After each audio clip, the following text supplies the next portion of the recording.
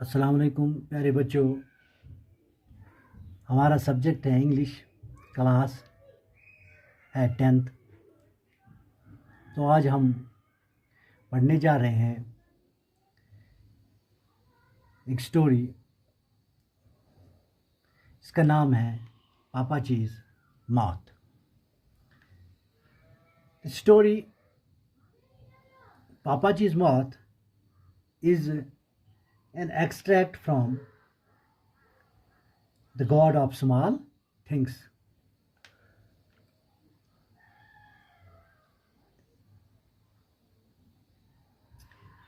It is written by Arundhati Roy, for which she won Booker Prize in 1997.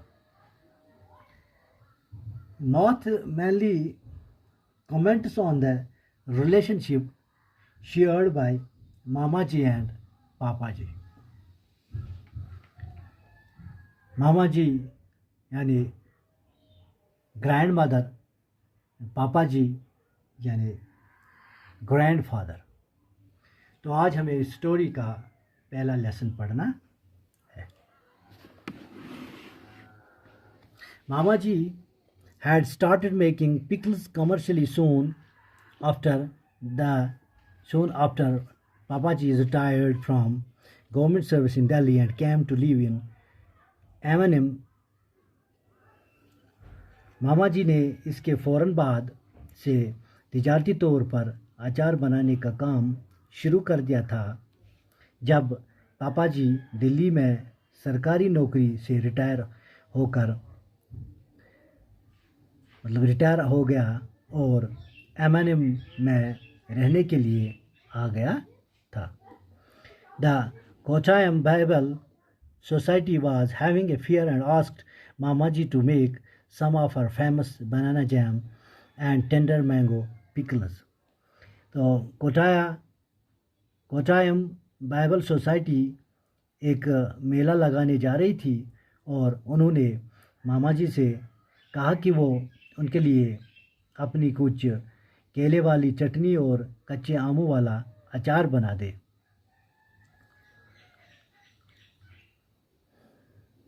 It sold quickly, and Mamaji found that she had more orders than she could cope with. ये बहुत जल्दी ही बिक गया और मामा जी ने देखा कि इसे इतने ज़्यादा ऑर्डर मिलने लगे कि जिन्हें वो पूरा भी नहीं कर पाती थी। Thrilled with her success, she decided to persist with the pickles and jam and soon found herself busy all year around. तो अपनी कामयाबी से बहुत खुश होकर इसने अचार और चटनी बनाने के काम को जारी रखने का फैसला कर लिया और जल्दी ही इसने देखा कि वो पूरा साल भर मशगूल रहने लगी थी। Papaji, for his part, was having trouble coping with the ignominy of retirement. तो जहाँ तक पापा जी का ताल्लुक था वो अपने रिटायर हो जाने की बदनामी का सामना करने में दिक्कत महसूस कर रहा था। He was 17 years older than Mamaji and realized with a shock that he was an old man when his wife was still in her prime. तो वो उम्र में मामा जी से 17 साल बड़ा था और इसे ये महसूस करते हुए सदमा होता था कि अब वो एक बूढ़ा आदमी हो गया था, जबकि उसकी बीवी भी अभी पूरी जवानी में थी। तो मामा जी had conical corneas and was already partially blind. हालांकि मामा जी की आंखों की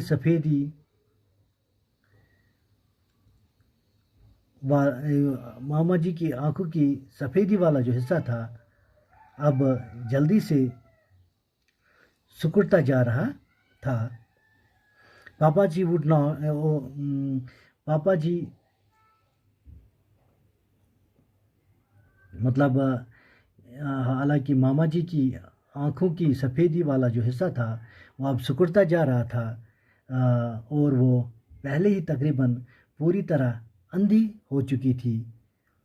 पापा जी would not help her with the pickle making because he did not consider pickle making a suitable job for a high ranking ex government official।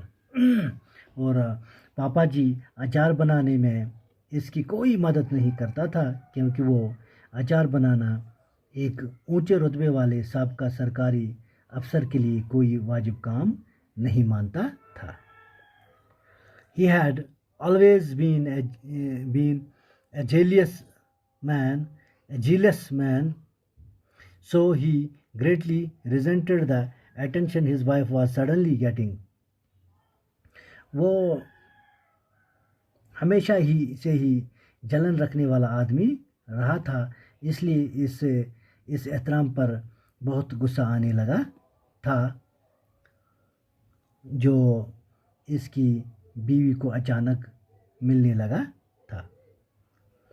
He slouched around the compound in his immaculately tailored suit, weaving sullen circles around mounds of red chilies and freshly powdered yellow turmeric, watching Mamaji supervise the buying, the weighing, the salting and drying of limes and tender mangoes।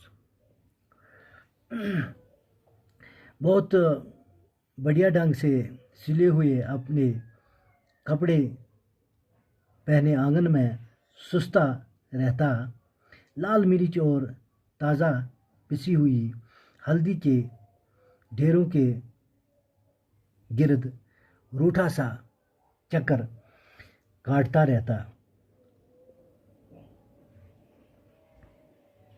Watching Mamaji supervise the buying, the weighing, the salting and drying of limes and tender